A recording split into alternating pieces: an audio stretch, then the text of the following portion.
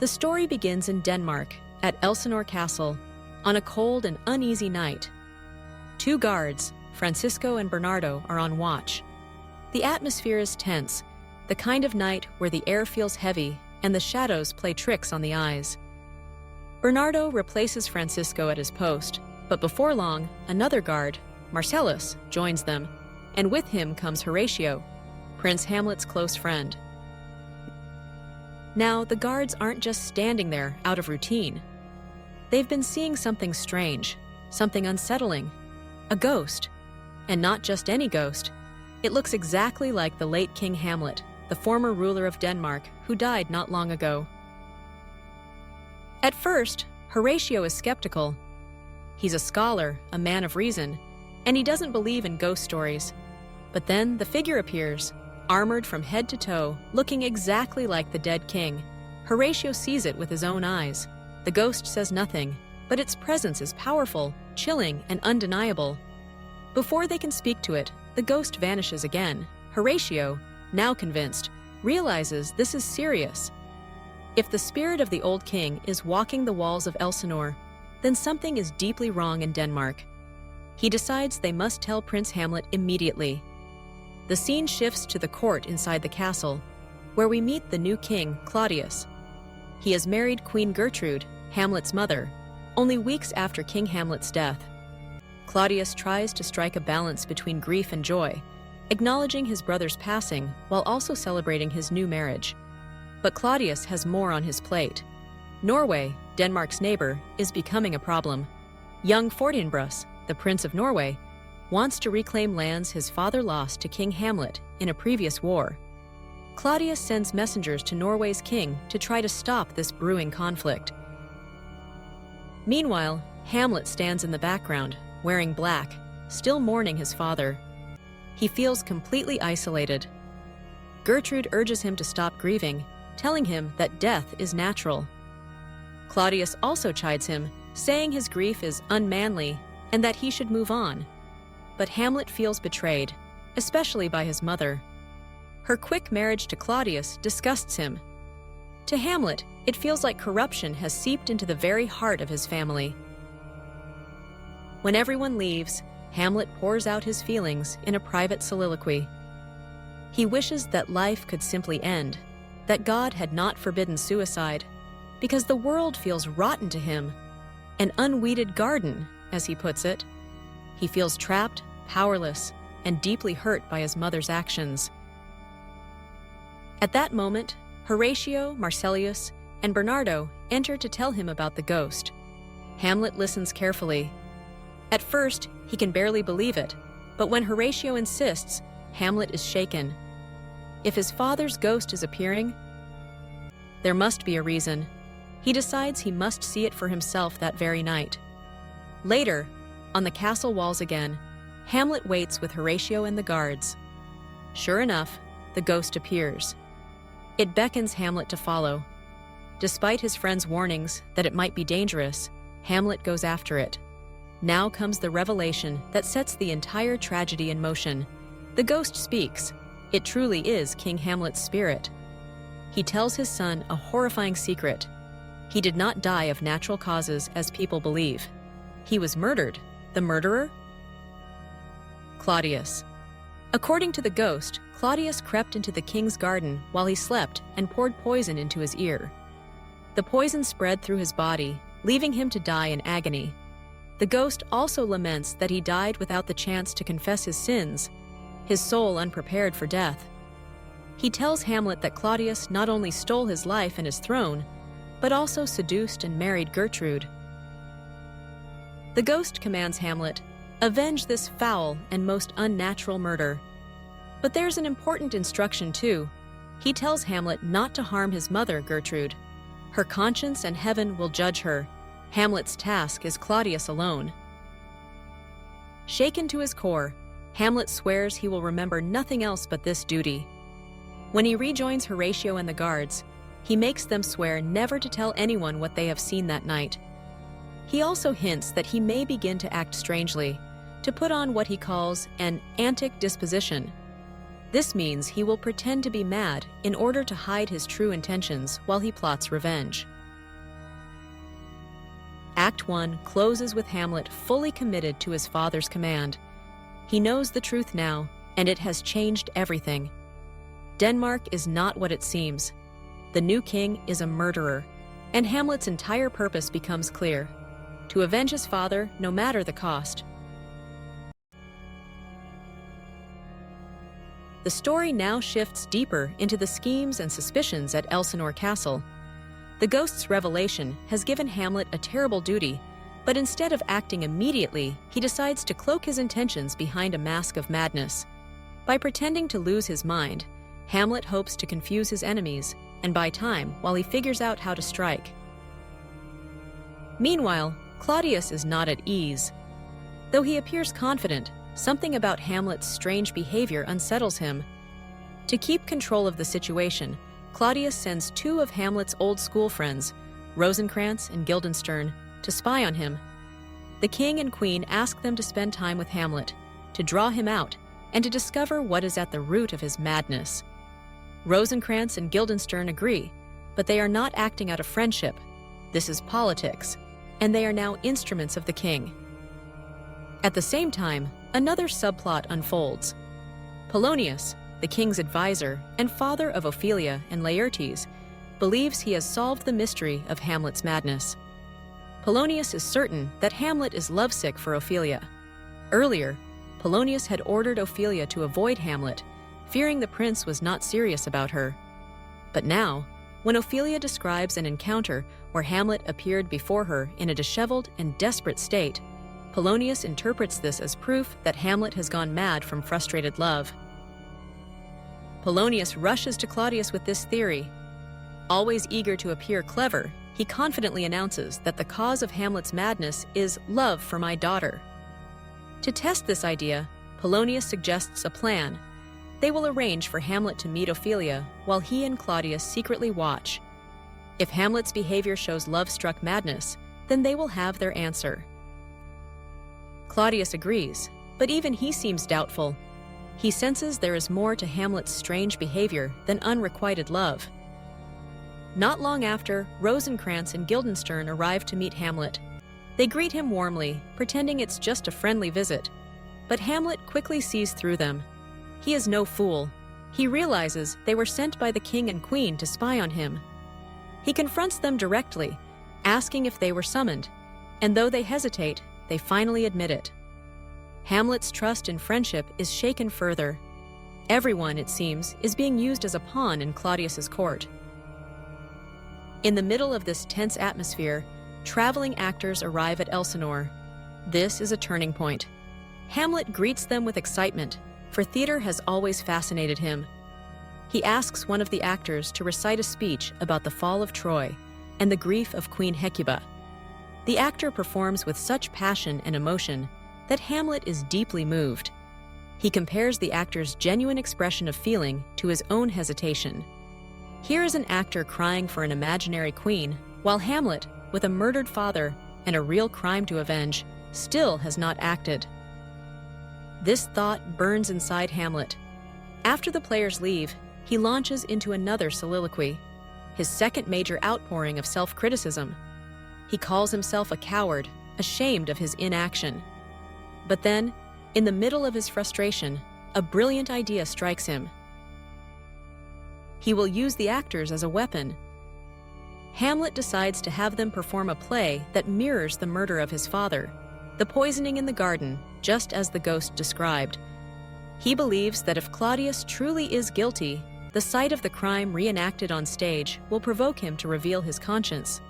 Hamlet says, "The play's the thing, wherein I'll catch the conscience of the king." With this plan in mind, Act 2 ends. Hamlet has not yet avenged his father, but now he has a strategy: to use art, theater, and performance as a trap to uncover the truth. The curtain rises on a scene of scheming. Claudius and Gertrude are still troubled by Hamlet's behavior. Rosencrantz and Guildenstern report back after spending time with him, but they admit they've learned little. Hamlet is clever, evasive, and he won't reveal the source of his strange moods. They do mention, however, that Hamlet was excited by the arrival of the actors and has been planning a performance for the evening. This catches Claudius's attention, but Polonius is still confident in his own theory that Hamlet is mad because of Ophelia. To prove it once and for all, Polonius suggests an experiment. They will place Ophelia in Hamlet's path, while Claudius and Polonius secretly hide and watch the encounter. Gertrude agrees, hoping that love truly is the cause of Hamlet's troubles. And now comes one of the most famous soliloquies in all of literature. Alone on stage, Hamlet delivers the words, "To be or not to be, that is the question." He is not simply asking whether to live or die. He is asking whether it is nobler to endure life's endless hardships or to end them by choosing death. But death itself is uncertain. What dreams or what nightmares may come after? That fear, Hamlet says, makes cowards of us all. It is not just Hamlet's question, it is humanity's. In this moment, Shakespeare gives voice to universal doubts about life, suffering, and the unknown. As Hamlet finishes, Ophelia enters. Polonius has instructed her to return Hamlet's gifts and letters, pretending this is a natural encounter. Hamlet at first speaks kindly, but soon his mood shifts sharply. He lashes out, questioning her honesty and telling her to go to a nunnery. Some interpret this as cruelty, others as Hamlet trying to push her away to protect her from the storm he knows is coming. But to Ophelia, it feels like rejection and madness. Hidden nearby, Claudius and Polonius watch closely. Claudius is not convinced that love is the cause of Hamlet's behavior. He senses something deeper, something dangerous. He decides to send Hamlet to England under the excuse of collecting tribute, but in truth, it is a plan to get him away from Denmark. That evening, the great performance takes place. Hamlet seats Claudius, Gertrude, and the entire court for the play. Hamlet himself takes on the role of commentator, inserting witty remarks and making his mother uncomfortable with biting comments about marriage and betrayal. The actors perform the murder of Gonzago, which Hamlet has cleverly altered to include a scene where a king is poisoned in his garden while he sleeps, the exact way King Hamlet was murdered, according to the ghost. Claudius watches. At first, he tries to remain calm, but as the scene of murder unfolds, his mask cracks. He rises suddenly, shouting, and storms out of the hall. The performance stops in chaos. To Hamlet, this is the proof he needed. Claudius is guilty. His conscience has been caught. But Hamlet's triumph is short-lived. He is summoned to his mother's chamber, where Gertrude wishes to speak with him privately. Polonius, ever the schemer, hides behind a curtain in the room, planning to listen in. Before Hamlet goes, he crosses paths with Claudius. Alone, Claudius attempts to pray. For a moment, we see Claudius's inner torment. He admits to himself that he is guilty, that he carries the weight of his brother's murder. He kneels trying to pray, but confesses he cannot truly repent, because he still enjoys the rewards of his crime: the crown, the throne, and the queen. Hamlet enters quietly and sees Claudius vulnerable, on his knees. This could be the perfect chance to strike, but Hamlet hesitates. If he kills Claudius now, while he appears to be praying, Claudius's soul might go to heaven. That would not be revenge, it would be mercy. Hamlet wants Claudius damned, so he decides to wait for another moment, one where Claudius is sinning. This decision will haunt everything that follows. Hamlet enters his mother's chamber. Their conversation quickly turns into confrontation. Hamlet accuses Gertrude of betrayal, of marrying Claudius too quickly, of dishonoring his father's memory. The emotions rise so sharply that Gertrude fears Hamlet may harm her. She cries out for help. Behind the curtain, Polonius also cries out. In a flash, Hamlet, thinking it must be Claudius hiding there, draws his sword and thrusts it through the curtain. The man falls dead. Hamlet pulls back the curtain, only to discover he has killed Polonius. This is the first irreversible act of blood in the play, and it is a mistake. Polonius, though meddlesome, was innocent of the murder Hamlet sought to avenge. But Hamlet, so consumed by rage and suspicion, has spilled blood in the Queen's chamber. Gertrude is horrified, but Hamlet does not soften. Instead, he continues to berate her, painting vivid pictures of her sin, comparing the noble figure of his father with the corrupt figure of Claudius. He demands she see the truth of her choices. In the middle of this storm, the ghost appears again, visible only to Hamlet. It reminds him of his true mission, to focus on Claudius, not his mother. Hamlet speaks to the ghost, but to Gertrude, it seems like he is speaking to empty air. She becomes convinced her son has lost his mind completely. Before leaving, Hamlet urges Gertrude not to share his secret, that his madness is only partly real, partly an act. He tells her to avoid Claudius's bed and to confess her sins to heaven. Then, dragging Polonius's body behind him, he exits, leaving his mother shaken and terrified. This is the end of Act 3. Claudius's guilt exposed, Hamlet's chance for revenge missed, and Polonius dead. An act that will trigger Ophelia's madness, Laertes' rage, and the downfall of nearly everyone in the story. We open with the aftermath of Polonius's death. Gertrude, shaken from her encounter with Hamlet, rushes to Claudius. She tells him what happened, that Hamlet, in a fit of madness, has killed Polonius. For Claudius, this is more than just a family tragedy. Polonius was his loyal advisor, and his death threatens to expose Claudius's shaky rule. Worse, it proves that Hamlet is dangerous, not just brooding, but violent. Claudius knows he must act quickly. Claudius decides that Hamlet must be removed from Denmark immediately. He tells Gertrude that Hamlet must be sent to England at once. Secretly, however, Claudius has a darker plan. He has written letters to the English court demanding that Hamlet be executed upon arrival. To the public, Claudius will present Hamlet's departure as a matter of state duty, but in truth, it is a cover for assassination. Hamlet himself, meanwhile, shows a new kind of sharpness. He has hidden Polonius's body, and when Rosencrantz and Guildenstern come to question him, Hamlet plays word games, mocking them. He refuses to give a clear answer about the body's location, treating the whole situation with bitter humor. Finally, when Claudius questions him directly, Hamlet cryptically reveals that Polonius is in heaven, or if not, in the other place. At last, he indicates where the corpse may be found. Claudius sends attendants to retrieve it, all the while pushing forward his plan to send Hamlet away. Escorted by Rosencrantz and Guildenstern, Hamlet departs for England. He knows they are not true friends, but pawns of the king. Yet he goes along, watchful and suspicious. At this point, Shakespeare shifts the focus back to Denmark and shows us the devastating impact of Polonius's death on his daughter, Ophelia.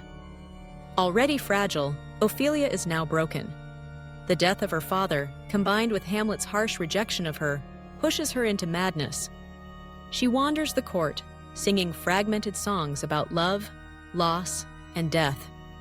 She gives out imaginary flowers to those around her, each one symbolizing something: rue, rosemary, pansies. Her words, though disordered, cut to the heart of the corruption and grief that has overtaken Denmark. The court is horrified by Ophelia's condition. Gertrude pities her. Claudius, though concerned, sees her madness as another dangerous sign that the kingdom is unraveling. But Claudius soon has a new crisis. Laertes, Polonius's son, has returned to Denmark. Unlike Hamlet, who hesitated, Laertes is all action and fury. He storms into Elsinore at the head of a mob, demanding answers for his father's death. His anger is so intense that the people rally behind him, shouting for him to be king. Claudius realizes that if he cannot control Laertes, he may lose not only his crown, but his life. Laertes bursts into the castle, furious and vengeful. He accuses Claudius of murdering Polonius, but Claudius quickly deflects. With his usual cunning, Claudius begins to soothe Laertes, telling him he is not to blame, and that he too grieves for Polonius. Claudius turns Laertes' rage away from himself and begins planting it firmly toward Hamlet. At this tense moment, Ophelia enters, her madness on full display. She sings, she weeps, she distributes flowers that are more like symbols of accusation than gifts. For Laertes, seeing his sister in this broken state deepens his grief and doubles his rage. He swears revenge. Claudius promises him that he shall have it. Meanwhile, Hamlet is not in England after all. On the journey, something remarkable happened. His ship encountered pirates, who attacked. In the skirmish, Hamlet boarded their vessel. Instead of killing him, the pirates struck a deal. They would spare his life and return him to Denmark in exchange for favors. Hamlet writes letters to Horatio and to the king, explaining that he has escaped and is returning home.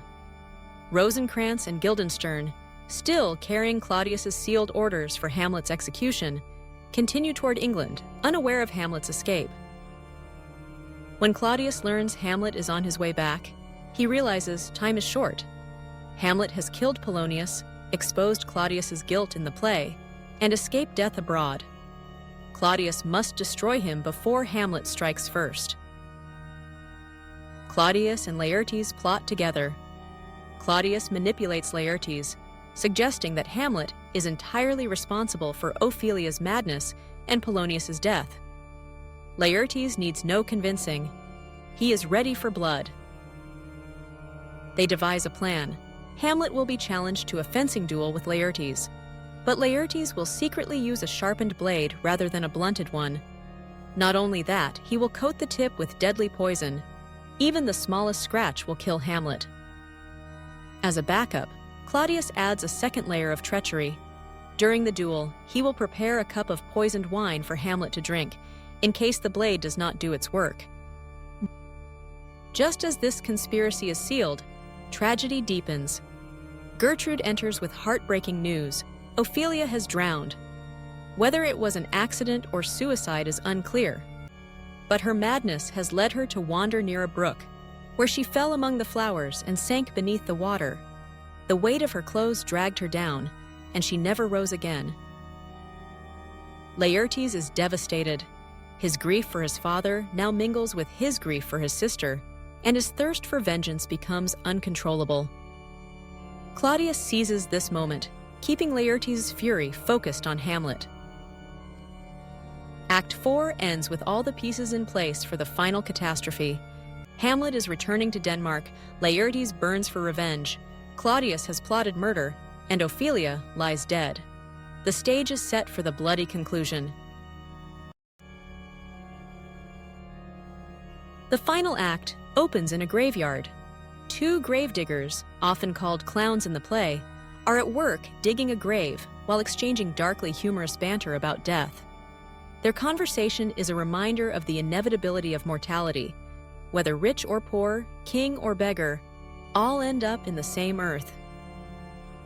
Hamlet and Horatio enter the scene and watch the gravediggers. At first, Hamlet is amused by the gravediggers' joking attitude toward death, but soon, the sight of the bones being tossed up from the ground makes Hamlet deeply reflective. Death is not an abstract idea here.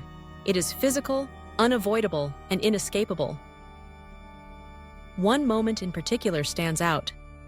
The gravedigger pulls out a skull. Hamlet holds it and learns that it belonged to Yorick, the king's jester whom Hamlet knew as a child.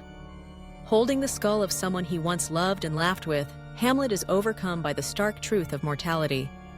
He remembers Yorick's jokes, his kindness, the way he carried Hamlet on his back when he was a boy.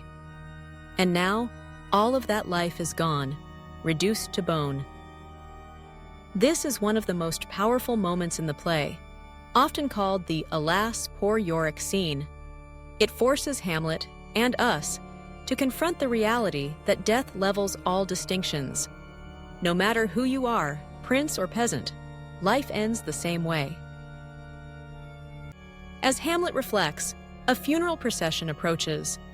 To his shock, Hamlet realizes the grave being dug is for Ophelia. Laertes is there, devastated by his sister's death. The priest offers little ceremony, suggesting that Ophelia's death may have been suicide, which in that time was considered sinful. Laertes protests, wanting her to have proper rites, but the priest refuses. Hamlet, still hidden, watches until grief overwhelms him. Laertes leaps into Ophelia's grave in anguish, embracing her body. At that moment, Hamlet reveals himself, crying out that he loved Ophelia more than Laertes ever could. He too leaps into the grave, and in their grief and rage, Hamlet and Laertes grapple with each other in the dirt, fighting over who loved Ophelia more. The mourners pull them apart, but the damage is done. Laertes' fury burns hotter, and Hamlet's grief is raw and uncontrolled. Claudius watches all of this, quietly reminding Laertes to remain focused on their plan for revenge. Later, Hamlet confides in Horatio, revealing how he escaped Claudius's plot on the ship to England. He discovered the letters ordering his execution and, with his usual wit, rewrote them so that Rosencrantz and Guildenstern were sent to their deaths instead. Hamlet shows no guilt over this. He says they were traitors who chose to serve Claudius. To him, their fates were sealed by their own actions. Hamlet also reflects on fate. He begins to accept that death comes when it will, that humans cannot fully control their destinies. There's a divinity that shapes our ends, he says, suggesting that perhaps the path of his life has been guided toward this final moment. The time for the duel soon arrives. A courtly atmosphere is created in the hall, with Claudius and Gertrude present to watch. Hamlet and Laertes exchange formal words before the fight, but there is tension in every glance. Hamlet, surprisingly, speaks gently to Laertes. He admits that in his madness, he wronged him and asks for forgiveness. Laertes accepts the apology on the surface, but inwardly, he clings to his plan. The duel begins. Hamlet and Laertes fence skillfully, point for point. Claudius watches carefully, reminding himself of the poisoned wine waiting nearby. Early in the fight, Hamlet scores the first hit. Claudius offers him a drink from the poisoned cup, but Hamlet declines, wanting to continue. Gertrude, proud of her son's success, takes the cup and drinks it herself. Claudius realizes too late what she has done, but he says nothing, hoping events will still play in his favor. The fight continues. Laertes wounds Hamlet with the poisoned blade. In the scuffle that follows, their swords are switched, and Hamlet wounds Laertes with the same weapon. Now both men are poisoned, both doomed to die. At that moment, Gertrude collapses. She cries out that she has been poisoned and dies. The truth can no longer be hidden. Laertes, stricken with guilt, reveals the treachery. He tells Hamlet that the blade is poisoned, that Claudius is the true murderer. Knowing he is dying, Laertes makes peace with Hamlet, asking for forgiveness. Hamlet grants it, and Laertes dies. But Hamlet, enraged and near death himself, turns to Claudius. At last, the moment of revenge has come. Hamlet stabs Claudius with the poisoned blade and forces him to drink the poisoned wine. Claudius collapses and dies. Justice, long delayed, is finally carried out. But the victory is hollow. Hamlet, fatally wounded, knows he has only moments left. Horatio, overcome with grief, tries to drink the poison himself so he can die with his friend. But Hamlet stops him, begging him to live and tell the truth of what happened, so that Hamlet's story will not be lost. With his final breath, Hamlet speaks of Fortinbras, the Prince of Norway, who has been moving toward Denmark with his army. Hamlet suggests that Fortinbras should inherit the Danish throne. Then, in Horatio's arms, Hamlet dies. Horatio, devastated, declares, "Good night, sweet prince," and vows that angels will sing Hamlet to his rest. Almost immediately, Fortinbras enters with his soldiers, arriving too late to witness the carnage, but just in time to claim Denmark. He is stunned by the sight of so many dead: Hamlet, Gertrude, Claudius, and Laertes. all lying lifeless. Horatio explains the bloody story, promising to tell every detail. Fortinbras orders that Hamlet be honored as a fallen soldier, carried away with dignity. And so the play ends, with nearly all of Denmark's royal family dead, the kingdom passing into foreign hands, and Horatio left alone to bear witness. The tragedy is complete. That is the end of Hamlet, the graveyard reflections, Ophelia's funeral, the duel, the poisoned cup, and the death of Hamlet, Gertrude, Claudius, and Laertes.